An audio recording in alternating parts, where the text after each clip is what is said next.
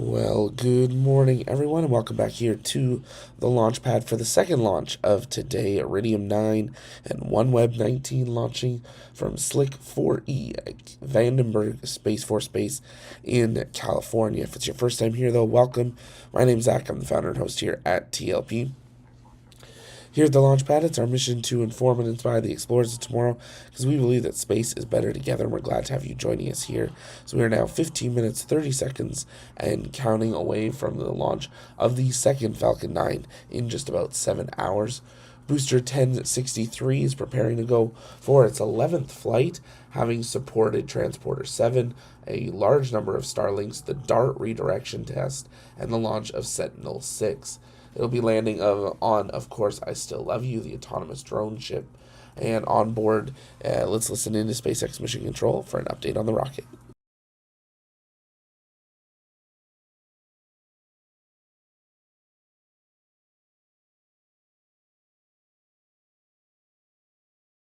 East at Vandenberg Space Force Base in California. Good morning, everyone. My name is Shiva, and I'm a space operations engineer here at SpaceX. Thanks for joining us for the Iridium OneWeb mission, which marks our 33rd mission this year and our 232nd mission overall to date. Now, as the name suggests, we have two primary customers today, Iridium and OneWeb. We will be sending a total of 21 spacecraft to low Earth orbit, 5 upgraded space satellites for Iridium, and 16 satellites, including a demonstration satellite for OneWeb. Our mission today will deploy these spacecraft in 2 different deployment sequences after the second burn on stage 2. Now, it's likely that we won't have live video coverage for the first deployment sequence, but we do expect to have telemetry, and that data will allow us to determine whether the first 6 deployments out of 8 were successful or not over the nets. Now, the last 2 deployments in that first sequence will happen during a telemetry blackout period, so we'll have to confirm those a few minutes later when we regain signal. We'll have a little bit more about both the customers and their payloads later on in the webcast, and if you're interested in reviewing the full deployment schedule, check that out at spacex.com. Now, we are just about T plus 13 and a half minutes away from liftoff. Despite how it looks, the weather on the range is actually fantastic for a launch today. The range and vehicle are continuing to look go for launch, as well as our payloads. But if for some reason we don't have a launch today, we do have a backup opportunity tomorrow, Saturday, May 20th at 6:15 a.m. Pacific time. Now, on the screen, you can barely make it out with that shadow in the middle, is Falcon 9. It's a 2-stage rocket that stands about 230 feet tall. It will hold just about 1 million pounds of propellant when fully fueled. Now, we began loading those propellants on both the stages at the T-minus 35-minute mark. At the very top of the rocket, we've got a nose cone structure called the fairing. It's 17 feet in diameter, and it's housing the 21 satellites that we're flying today. The fairing's job is to protect the satellites from aerodynamic heating, loads, and contamination during the ascent phase of the mission. Once we reach the vacuum of space, the fairing has done its job, so we'll actually jettison them back to planet Earth while the second stage continues to its final destination in low Earth orbit. Now, again, we will have 2 deployment sequences during today's mission. The first deployment sequence will deploy all 5 of the Iridium satellites, and the second one will deploy, and the first 6 OneWeb satellites. And then in the second deployment, we'll deploy the additional 10 OneWeb satellites on today's flight.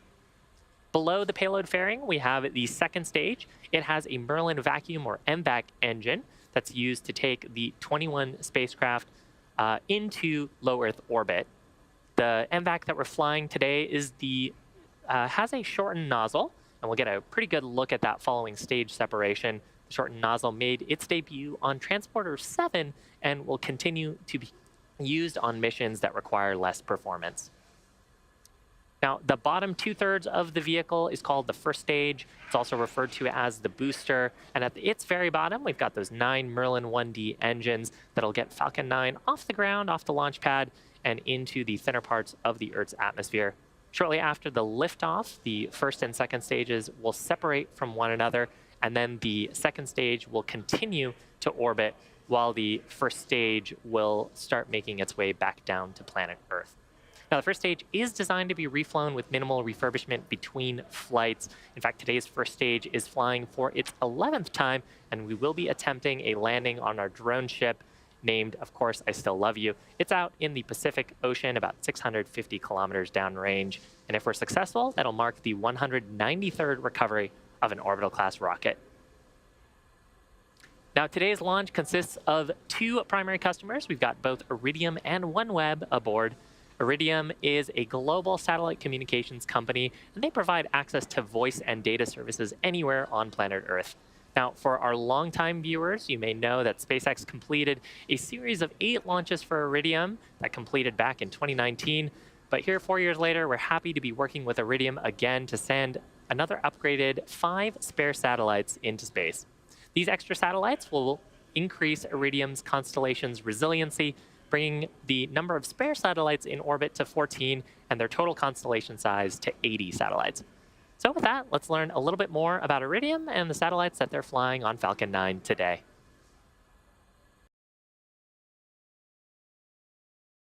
And if you're just joining us, welcome here to the launch pad. We are at T-minus 9 minutes, 30 seconds, and counting until launch. If it's your first time here, though, welcome. If you guys have questions, you can send those in the chat by tagging us at the launch pad. We're going to do our best to answer those live over the course of this morning as we continue through today's countdown.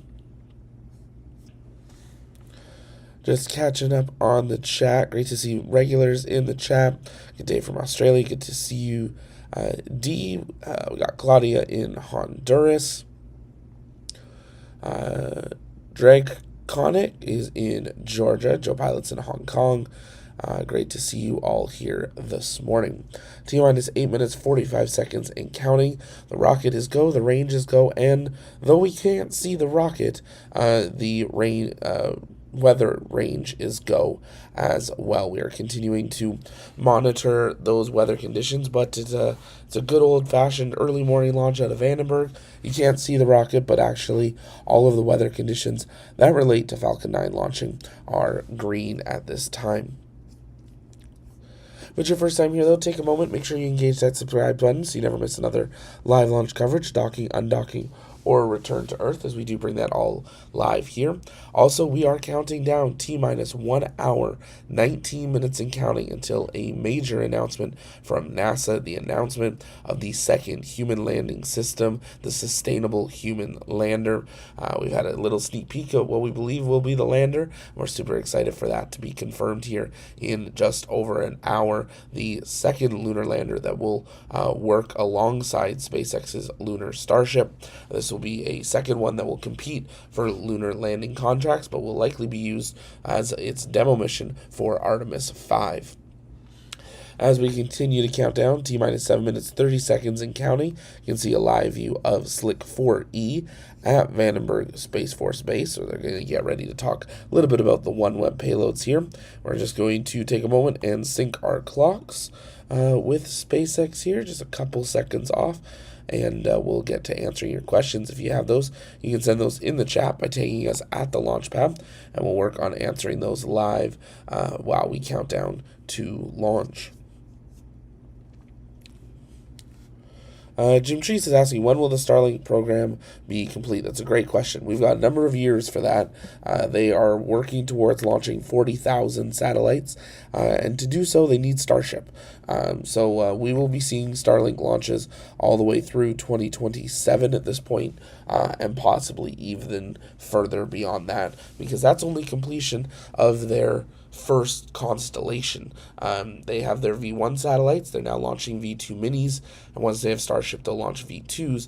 Those are the second generation of the satellite, but that's still towards the first generation constellation. After that, they'll have to start replacing those older satellites. So we'll be seeing Starlink launches for a long time to come, but 2026, 2027, roughly when we will see Starlink have its global system up and running. That one guy, thanks so much for that gifted membership. Appreciate it.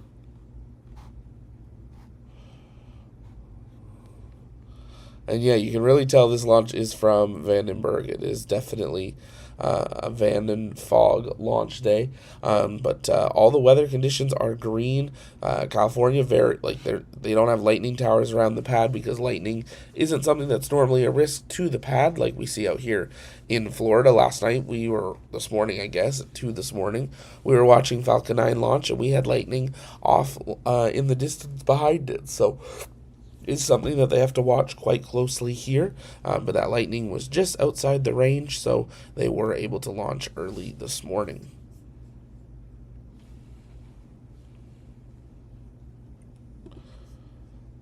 If you haven't yet, though, take a moment and engage that like button, share out the stream as we count down T-minus 5 minutes, 14 seconds, and counting. Let's listen back into SpaceX Mission Control. Minus 5 minutes away from our launch attempt today. Next major milestone will actually be for the transporter erector. You can actually make it out on your screen. It's that truss-looking structure to the right of the vehicle. Now on the TE, we've got clamps around the top of the second stage. Actually call out there on the loops that we're pressing for strong back retract. So the strong back is another way that we refer to the transporter erector. We're going to be opening up the clamp arms around the top of the vehicle, and then the transport erector will begin to recline away from Falcon 9. Now, the TE is actually what we route the propellant loading and electrical connections to the vehicle with, and it's actually how we also raise Falcon 9 into this vertical launch position. And as we get to the T-0 mark, the ground hydraulic systems will pull the TE away even further, clearing the way for Falcon 9's liftoff. At this point, the clamp arms should be in the process of opening. If it wasn't so foggy, you'd be able to see it underneath the top of the vehicle there. But we can actually start to make out Falcon 9's features here at the very top of the vehicle. You can see the fairing where we've got the 21 satellites today. That white bit below it is the second stage, and then the sooty bit below that is Falcon 9's first stage. Now, the first stage is connected to the launch mount at the very base of the TE, but the transporter erector is a hinge structure and retracts away from the vehicle in preparation for launch. We've actually begun the strong back retract sequence. You can see it beginning to pull away from the vehicle there. That'll complete just under T-minus 3 minutes. Taking a quick look at propellants, we are fully loaded on our RP1 kerosene fuel on both the first and second stage. And we are completing up liquid oxygen loading on both the first and second stages. Call out there that stage 1 liquid oxygen loading is complete. When propellants are fully loaded, we'll have about 1 million pounds of our fuel and oxidizer on board. And propellant loading sequence, we started that around the T-minus 35 minute mark. There was a go, no-go poll from the ground team there to step into it. So now we're finishing up propellant loading on the first stage, and on the second stage, we'll expect to complete that in about the next 30 seconds.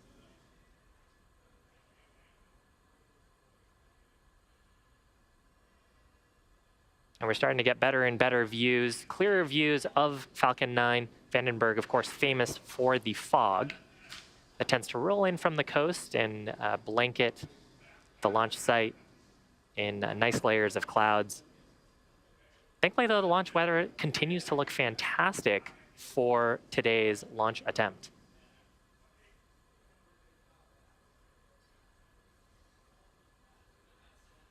And of course, Falcon 9 has onboard cameras, so if we do end up going today, we will probably get some pretty fantastic views of the California coast and that fog rolled over on the Vandenberg coastline. Stage 2, lock flow complete. So call out there that propellant loading is complete on both the first and second stages. Coming up, we may see some venting from the transporter erector. You can see a plume of gas there coming out. We're just clearing out the lines on the transporter erector there in preparation for launch. Next major milestone will come up at the T-minus 60-second mark. That'll be where Falcon 9 transitions into startup, that meaning its flight computers will have taken over the launch countdown, And then at T-minus 2 seconds, we'll ignite those Merlin 1D engines in preparation for liftoff. Payload's continuing to look healthy for today's launch attempt. Falcon 9 is in startup. And with that, Falcon 9 has transitioned into startup. Weather is looking good. Range is ready to support. Next major milestone will be... Launch abort has started. And it sounds as though it looks like we have the clock has held. I believe I heard a launch abort was called. Now, launch abort is not necessarily a bad thing. At the point that we are underneath T-minus 60 seconds, Falcon or the ground team can call an abort if they see something that doesn't look quite right. So we're going to listen in to the loops a little bit here, see if we can find out more. Bear with us a moment.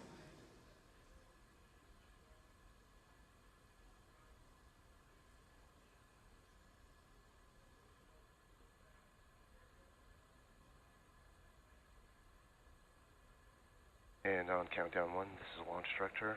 We've aborted, currently evaluating. Vehicle remains healthy.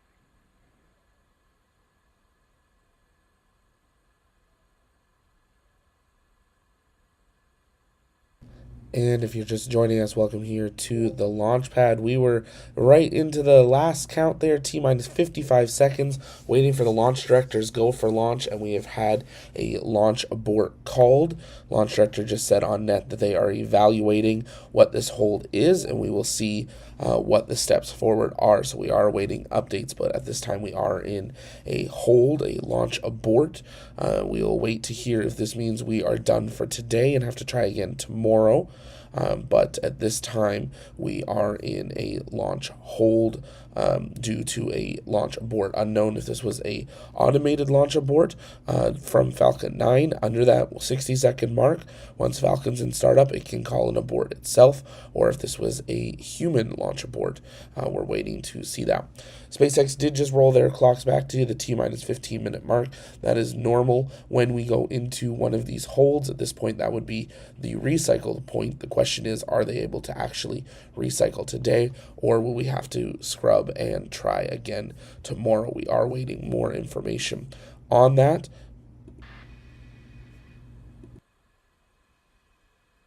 We do have the nets open, so we're listening in.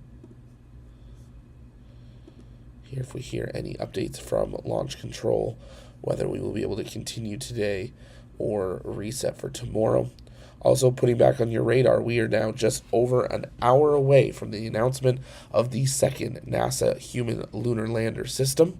We hope you'll join us for that live announcement, live right here on YouTube.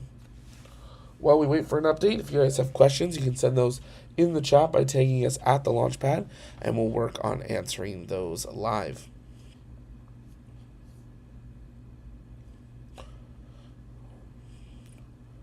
We are waiting for more information today.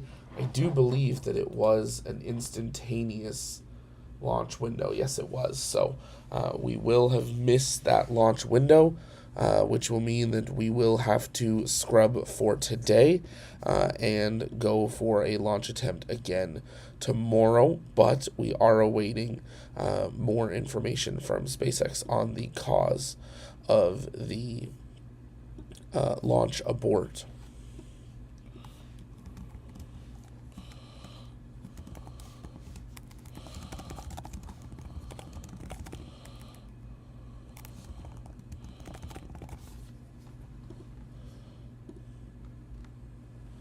Everything was proceeding well. The rocket was go, the range was go, and weather, though we can barely see the rocket, was go. But at this time, due to it being an instantaneous launch window... Hey, welcome back, folks. Now, if you've been following along, you know that we had an abort called just under the T-minus 60-second mark. The launch director called out an abort, but the ground teams are still investigating what happened there. Now, keep in mind, the purpose of a countdown is to help us catch potential issues prior to flight. There are many, many ways that a launch can go wrong and only one way that it can go right. And given that, we are very cautious on the ground. And if the team or the vehicle sees anything that looks slightly off, we stop the countdown and try again another day. Now, again, the vehicle and the payload remain in good health, but unfortunately, this will end our launch attempt for today. So there we have it, confirmation that they are going to wrap it up for today with that typical line that they are overly cautious of things on the ground, but scrubs are better than RUDs. If it was your first time here, make sure you engage that subscribe button so you never miss another live launch coverage, and we'll get to do this all again late tomorrow at the earliest as the next launch window, but we'll wait for SpaceX to confirm that they're going for a launch attempt tomorrow. But that was a good launch attempt. Weather was looking good, so we'll wait for an update on what caused today's launch abort at T-minus 55 seconds. We are now just over an hour away from the historic announcement of the second Human Landing System contract award. NASA will be broadcasting this at 10:30. We hope you'll join us live right here on the launch pad for that announcement. But here at the launch pad, it's our mission to inform and inspire the explorers of tomorrow, because we believe that space is better together. Join us over on the TLP Discord. Check out the Launchpad shop. Use promo code LAUNCHDAY. Gets you 10% off of everything. Global shipping and sizes for everyone is available. But that's going to do it for the first launch attempt of Iridium-9 OneWeb 19 from TLP's Space Coast studio. My name's Zach, and we'll see you next time. Bye-bye.